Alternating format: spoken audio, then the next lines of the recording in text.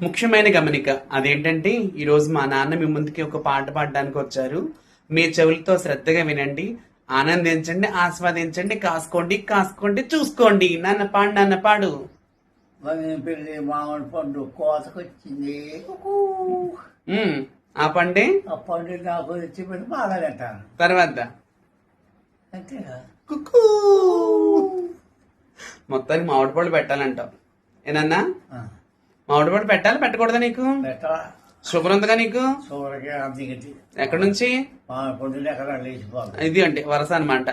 ఇవాళ మామిడి పళ్ళు ఎవరో ఇచ్చారు మాకు తినమని అనమాట. అవి చూశాడు, ఇంకా చూశాక మనసే అంత లేదనమాట. దానికి వచ్చిన తిప్పలనమాట. ఈయనకి షుగర్ అస్సలు లేదు. ఏనా అంతేగా? అదనమాట. మీ ఇంట్లో ఇలాంటి వాళ్ళు ఎవరన్నా ఉన్నారా? షుగర్ ఉన్నా సరే బాగా తింటానని ఉంటే కొంచెం కామెంట్ చేయండి అమ్మా. ప్రాణం తోడేస్తున్నాడు మా నాన్న.